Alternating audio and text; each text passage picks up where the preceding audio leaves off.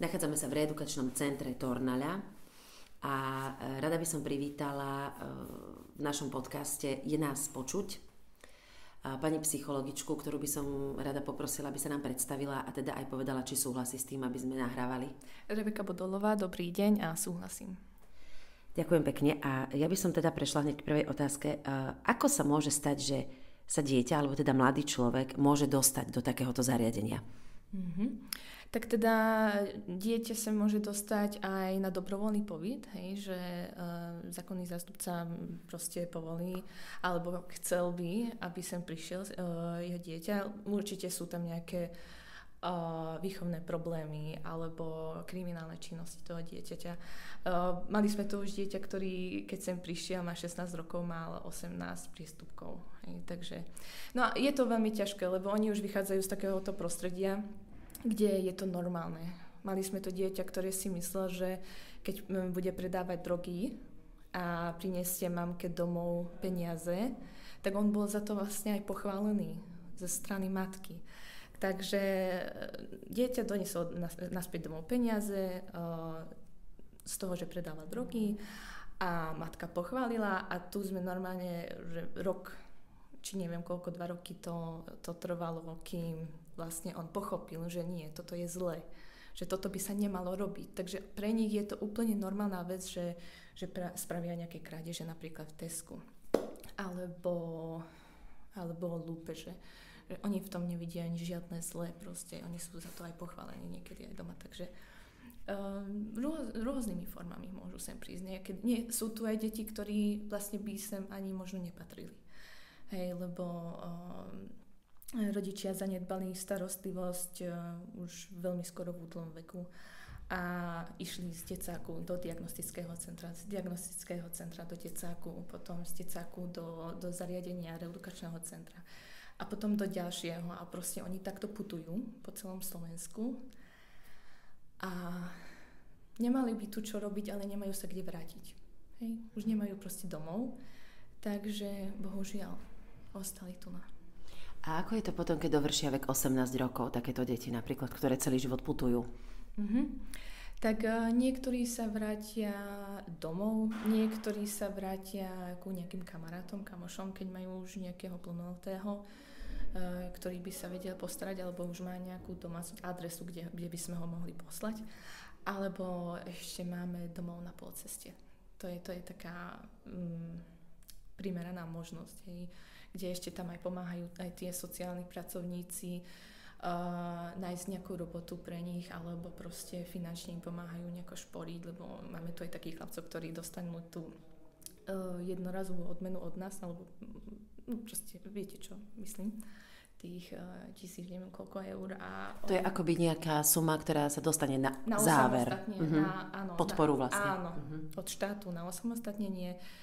A niektorí s tým nevedia narábať s tými peniazmi, lebo... A aká je tá suma, prosím vás, od štátu? Okolo 1200 eur. Takže tak, no není to Boh vie ako veľa, ale tým pádom, že oni vlastne dostávali vreckové každý mesiac nejakých 20 eur, viac nie, oni nevideli ešte toľko peniazí naraz. A niektorí sa z toho možno aj trošku zbláznia, niektorí sú takí, že dobre, teraz som bohatý, teraz môžem kúpiť všetko, čo som chcel za tých 18 rokov a nemohol som kúpiť. A no, mali sme už aj takých, ktorí za mesiac už to nemali za tie peniaze a ostali na ulici. Vy ste hovorili o vreckovom 20 eur, teda asi maximálnom. Cca, to dostávajú klienti v zariadení alebo od štátu, alebo od koho dostávajú to vreckové? Od štátu. Dostávajú vreckové a potom ešte výživné. Ak posielajú rodičia výživné, tak posielajú, ak neposielajú, tak musíme ich naháňať. A čo sa týka tých peňazí, pokiaľ sú tu v zariadení, tak majú voľnosť v užívaní týchto peňazí alebo v útrate tých peňazí, alebo musia s niekým konzultovať, alebo sa dozerá na to, alebo sa učia v tej finančnej gramotnosti? Učiť ich učíme a dohľadajú na to vychovateľia. Vychovateľia majú tieto peniaze, aj výživné, aj vreckové, čo dostávajú. A keď chce niečo, napríklad žiad kúpiť, tak musí si vypýtať na to peniaze svoje. musí. Chcela by som sa opýtať, či je nejaká ohrozená skupina, s ktorou sa najčastejšie stretávate, alebo nejaký spoločný menovateľ, ktoré deti, teda tie, ktoré sú akoby najviac ohrozené, ktoré sa môžu dostať, nejaký ten spoločný taký menovateľ toho celého, prečo sú tu? Ja by som povedala drogovo závislí, lebo videla som tu už aj od nových žiakov, čo som vypočula tie príbehy, tak vždy sa to začne s tým, že áno, skúšal som drogy a potom už aj predávali drogy. Keď už nemali drogy, tak potom už prišli krádeže, hej. A keď nemali dobré správanie doma, tak už mama nedávala peniaze, lebo nezaslúžim si, lebo nie som dobrý, ale tým pádom, že nemám peniaze, tak musím kradnúť. A takto môžem proste nejako dosiahnuť, aby som mal drogy. Takže to je taký začarovaný kruh, tie závislosti, drogy, alkohol a že ich nemám a potrebujem na to peniaze alebo potrebujem niečo vykradnúť a takto je to taký začarovaný kruh. Takže by som povedala, že závislosti určite. Ak by som sa mohla opýtať, aký je režim v zariadení? Režim, no takto. Oni už okolo 6.7. stávajú podľa toho, že či idú do dielne na odborný výcvik alebo do školy. Na odbornom výcviku aj v škole sú do nejakej druhej, učia sa, pracujú, máme tu rôzne odbory, lesnú výrobu to máme, alebo spracovanie kovov, takže máme tu rôzne odbory, pracujú v dielni a potom prídu naspäť, obedujú sa, potom zvyknú mať, už tu sú potom vychovateľia, zvyknú mať nejakú aktivitu s vychovateľmi do nejakej od druhej do tretej, štvrtej. A od štvrtej vlastne, keď už mali všetky tieto aktivity, tak zvyknú ísť na prechádzku napríklad, alebo do Teska si niečo nakúpiť a potom už ide večera, sprcha, ešte nejaké aktivity možno, alebo si zapnú telku večera, tak. A večierku majú o koľkej? Fú, to vám neviem úplne povedať, lebo už tu nie som teda, ale okolo 8.9. Tak niekedy. A čo sa týka tých odborov, hovorili ste o lesníckom? Lesná výroba. Tam je spracovanie kovov, potom je tam prípravný ročník vlastne, kedy možno ešte nemajú vyštudovaný tie 9. ročník, tak oni ešte idú do prípravného ročníka. A tak budeme mať aj zeleninárstvo od budúceho roka, takže máme rôznych. A ako často pracujete s klientami, vy ako psychológ? Každý deň. Každý deň a keď je to nejaký súrny prípad, ak niekto mi dá vedieť dopredu, že pani psychologička, zajtra by som sa chcela s vami porozprávať, lebo je to súrne, blabla, tak pred obedom ich zvyknem, idem pre nich do školy alebo do dielne, vyberiem ich, prídu sem, porozprávajú mi a tak, ale vo väčšinu prípadu prichádzajú už po škole od tej druhej do tej štvrtej, kým som tu a vtedy máme tieto individuálne rozhovory. A ešte by som sa chcela opýtať, či máte nejaký odkaz pre mládež, ktorá je teda von a na čo by si mali dávať pozor, aby sa vyhli umiestneniu v takomto zariadení? To je veľmi ťažké povedať, lebo vo väčšinu prípadu je to presne to, že tie deti možno nie vždy môžu za to, že sa tu dostanú. Ale čo by som odkázala, to je to, aby vyhľadávali pomoc. Aj keď nemajú napríklad také rodinné zázemie alebo prostredie, kde by dostali pomoc. Alebo proste by nemali prostriedky na to, aby mali ten proste sociálny a psychický vývin v poriadku, tak aby hľadali pomoc. Niekde, hoci kde, strýko, ujo, starka, hoci kto vie zabezpečiť, lebo niekedy fakt tí rodičia sú tým činiteľom, že oni sa sem dostanú. Ja vždy poviem, že nie deti by sa tu mali zavrieť, ale rodičia. Hlavne rodičia. A to je na tom najhoršie, že niekedy ich aj varujeme, že keď dovršia tých 18 rokov, aby sa nevrátili domov. A to je veľmi, veľmi zle, lebo tá rómska kultúra je práve založená na tom, lebo tu máme viacerých Rómov, tá rómska kultúra je práve založená na tom, aby sme sa držali spolu ako rodina. Hej, v nich je to veľmi, veľmi silno vypestované, tie pudy, hej, že patrím do rodiny a ja mám pracovať kvôli rodine a proste patriť tam a byť blízko a proste byť spolu. A potom je to veľmi, veľmi náročné im vysvetliť, že ak sa vrátiš domov a budeš žiť týmto spôsobom ako tvoji rodičia, tak dostaneš do väzenia a už nie do reedukačky na budúce. Takže čo by som odkázala? To je také klišé, keď poviem, že dávajte si na seba pozor s tým alkoholom alebo s drogmi, lebo ja tomu rozumiem, prečo oni, to je únik. To je čistý únik, keď nemám dobré vhodné prostredie doma. Alebo experiment. Áno, experiment, alebo potom oni to budú používať ako únik od reality. Oni proste nejakým spôsobom musia to utrpenie alebo tú bolesť, čo zažívajú doma, stlmiť. A je to veľmi ťažké niečo na to odkázať, lebo ja tomu rozumiem. Je to ťažké, čo by som odkázala. Vy by ste čo odkázali v takomto prípade?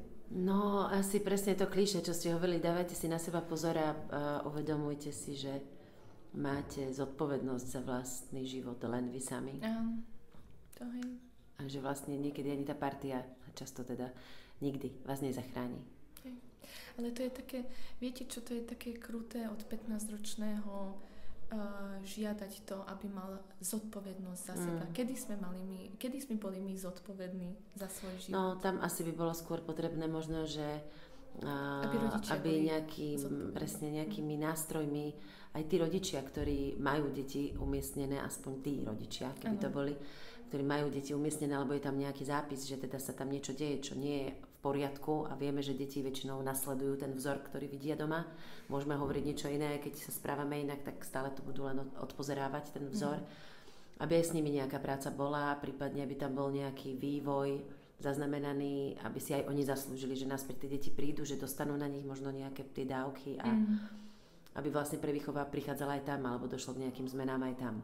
Ja by som to určite 100% podporovala, to, aby tí sociálni pracovníkov, aby sme mali viacerých a aby fakt išli do toho terénu, aby sa zaoberali s tou rodinou, lebo to je veľmi dôležité. Len ako niekedy aj čítam tie správy, sociálne správy, keď sem príde dieťa a prečítame si jeho dokumentáciu, že vlastne kde sa narodili alebo akú majú rodinu, tak presne vo viacerých prípadoch vidím to, že ten sociálny pracovník aj by chcel pomáhať. Aj by tam išiel, len tí rodičia tam ho nechcú. Že ich posielajú preč. Možno, že vedel by podľa vás aj štát v tomto nejak pomôcť, aby vlastne aj tí pracovníci, možno ich bolo viac, ako hovoríte, že ich nie je dostatok. Určite, samozrejme. Takisto asi aj psychológov, hovorili ste mi o tom, že aj vy ste vyhlásili ďalšie výberové kolo na druhú psychologičku alebo druhého psychologa. Je to potrebné. Že možno, že aj v štáte by mohlo dôjsť k nejakým zmenám, aby viac ľudí mohlo vlastne Určite, pracovať. lebo je to rizikové pracovisko, ako som povedala. Nemáme napríklad aj finančnú odmenu, keď myslím výplaty. Tak nie je to veľmi motivujúce, aby sem prišiel vychovateľ, psychológ alebo sociálna pracovníčka.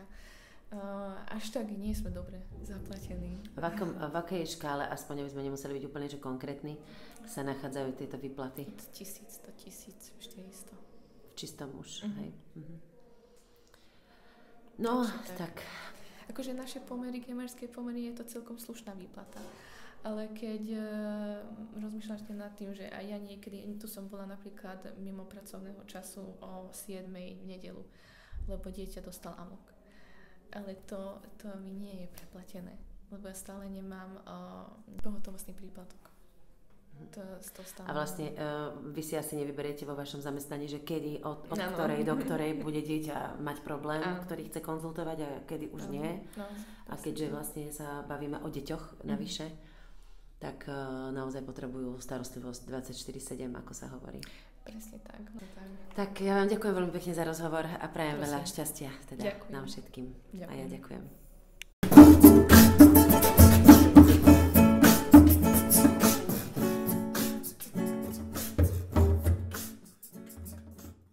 Ja vítam teda pri mikrofóne klienta zariadenia Tornala a chcela by som teda poprosiť, či by si sa nám mohol predstaviť tvoje meno a či súhlasíš s tým, že budem nahrávať pre účely nášho podcastu Je nás počuť tvoj hlas.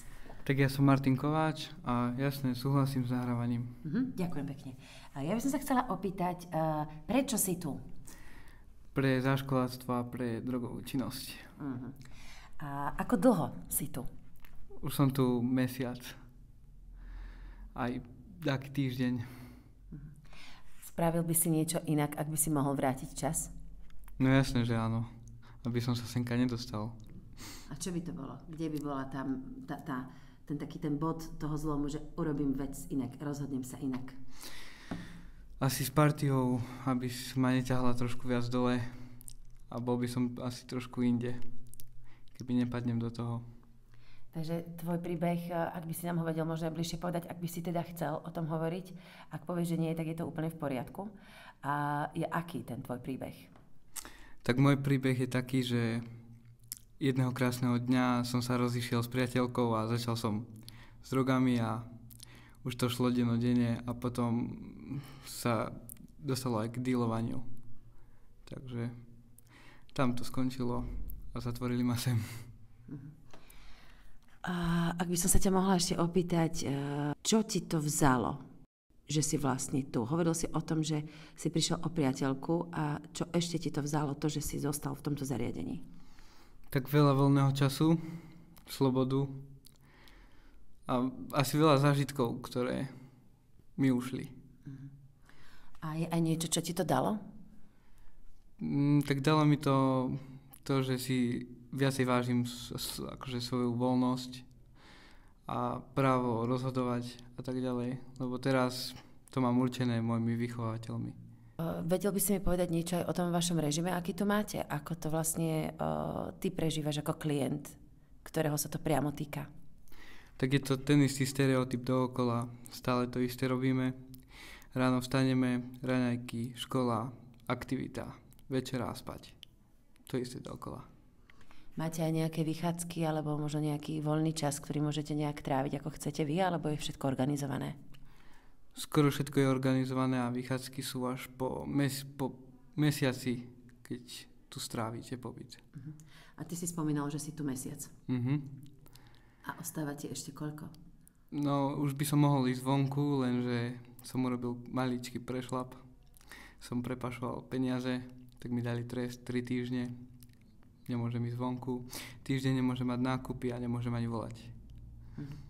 A po tých 3 týždňoch, teda keď budeš sekať dobrotu, tak sa potom môžeš dostať von, alebo aký potom bude? Áno, môžem s vychovávateľmi. Že si môžeš ísť nakúpiť? No, áno. Vy tu dostávate aj nejaké vreckové, alebo ako? 18 eur mesačne. A tie peniaze máš u seba, alebo? Nie, majú to vychovávateľia. Takže si tam akoby šporíš? Ako keby.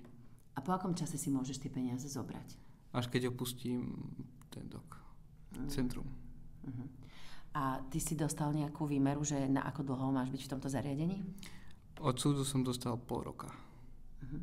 Je nejaká šanca, že sa môžeš dostať za dobré správanie aj skôr odtiaľto, alebo pol roka musíš absolvovať? Asi musím. Ešte som tu nezažil takú výnimočnú situáciu, že by niekoho pustili skôr. No a potom pol roku máš aké plány, alebo ak si sa teda už nad tým zamýšľal? Dokončiť si školu. To je asi hlavná priorita. Lebo väčšinou, keď si spomínam aj ja na svoje študentské časy, tak to bolo hlavne už nechodiť do školy. Len žiadna škola a myslím si, že veľa možno tvojich rovesníkov to má rovnako. Hej, že blbá škola a podobne. A ty si povedal, ako prvé to ma prekvapilo, že určite si dokončiť školu. Prečo škola je taká prvá meta pre teba? Tak lebo to vedie celý môj potom život, celé zamestnanie a tak ďalej a tak ďalej. Takže je to hlavné a podstatné. A to si uvedomil ešte von, alebo už tu v tomto? Už vonku, lenže už vtedy to bolo neskoro zachrániť. Tak už som iba prežíval a čakal som, dokým ma senka zatvoria. A čo sa týka nejakého takého tvojho odkazu, ako človeku, takého parťaka, tým parťakom, ktorí sú ešte von, aby si dali pozor, čo by si im odkázal? Tak aby si dali pozor hlavne a aby nerobili to, čo nemajú robiť, nelegálne činnosti a tak ďalej. Aby všetko brali s mierou. A možno, aby aj prebrali takúto, ako ty si hovoril, že si uvedomil tú zodpovednosť sám za seba, že to právo rozhodovať sa. Áno. Tak Všetci musia byť zodpovední. Bez zodpovednosti je to... Musíte čeliť tým, ako by som to povedal... Dôsledkom. Presne. Ktoré si potom uniesieš ty sám a z partie nikto to nezoberie na seba. Oni sú teraz vonku a ja som zatvorený tu. Ďakujem veľmi pekne. A ja ďakujem.